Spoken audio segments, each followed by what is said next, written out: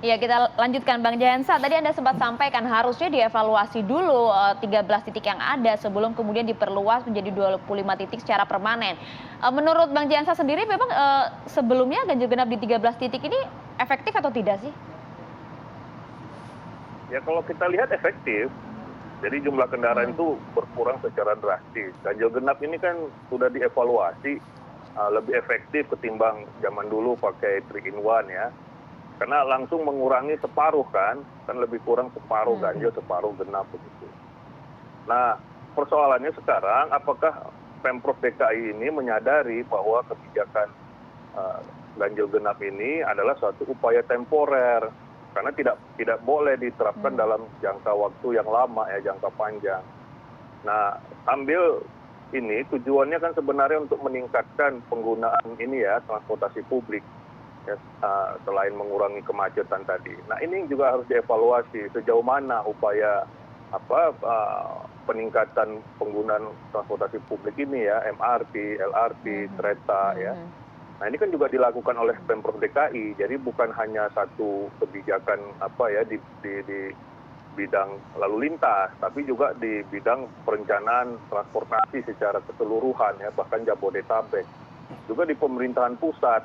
Ini juga harus dievaluasi bagaimana misalnya lokasi permukiman penduduk. Kalau memang Oh. terus terjadi seperti ini, yaitu pengelaju atau komuter dari sekitar Jabodetabek itu jumlahnya tinggi, dan ini dievaluasi lonjakan volume kendaraan yang akibatkan kemacetan ini tuh apa penyebabnya? Saya duga itu, ya angka komuter di Jabodetabek itu meningkat ya.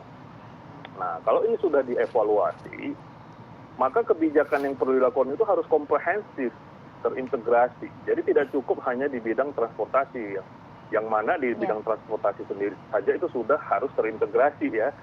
Nah, di bidang perumahan, permukiman, kita lihat misalnya di titik-titik TOD, apakah sudah memadai program-program affordable housing misalnya ya, sehingga komuter itu ya tidak lagi di luar Jakarta ya, di Jabodetabek, Tangerang, Bekasi, Bogor ya, melainkan sudah berada di simpul-simpul transportasi di sekitar Jakarta. Nah, ini kan belum.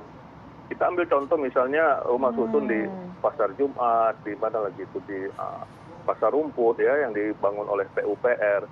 Itu jumlahnya masih sangat sedikit, 500 unit, 500 unit begitu. Begitu juga yang dibangun oleh Pemprov DKI, DP 0, akuarium dan lain-lain, itu masih angka korde 100, 200 ya.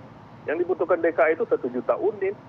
Ya. Nah, ini program terintegrasi penataan kota ya, baik transportasi, perumahan, permukiman, masalah kumuh, masalah daerah aliran sungai dan lain-lain. Ini nggak bisa dibiarkan piecemeal Iya, ya. begitu ya. Itu jangka panjangnya begitu ya, Bang? Jangka panjang dan jangka pendeknya itu temporer. Artinya jangka pendek misalnya pemberlakuan ganjil genap ini nggak bisa terus menerus.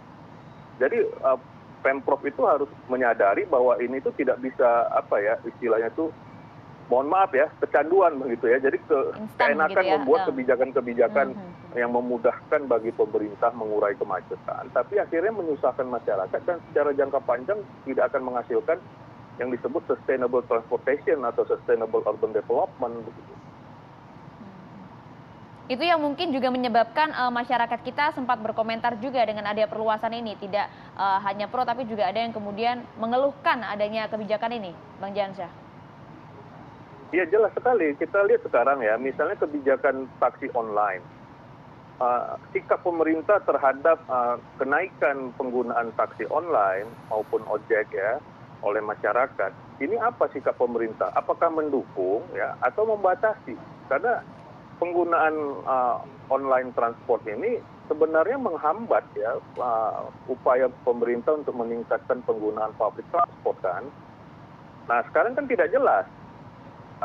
Di sisi transportasi ini menghambat, tapi di sisi lapangan pekerjaan, sosial ekonomi masyarakat ini sangat membantu. Artinya ada pekerjaan PR pemerintah Bertentangan lainnya, juga, yaitu Bang. penyediaan lapangan kerja. Ya, nah ini sangat terdampak ya. Taksi-taksi online itu sangat terdampak karena kan mereka plat hitam. Nah, juga aneh juga kalau taksi misalnya plat kuning dibolehkan. Nah, padahal taksi plat kuning itu sekarang kan tidak tren ya. Jadi masyarakat tuh sudah beralih menggunakan ojek online. Justru yang plat hitam itu yang dilarang sekarang di ganjil genap ini kan. Oke, itu kalau misalnya memang melihat dalam skala nasional ya, integrasinya memang harus dilakukan tidak hanya Pemprov DKI Jakarta dengan Pemprov sekitar, tapi juga dengan pusat ya. Ya. Itu tadi sudah dapat penjelasan sedikit ya dengan Bang Jayansa. Nanti kalau ada waktu lagi kita ngobrol Lanjut lagi ya, banyak Bang Jayansa. Tapi terima kasih sudah meluangkan Mas Bayu, Mbak Maria. waktunya pagi hari ini. Ya. Salam sehat selalu Bang. Terima kasih Bang, salam sehat. Selamat beraktivitas lagi. Ya.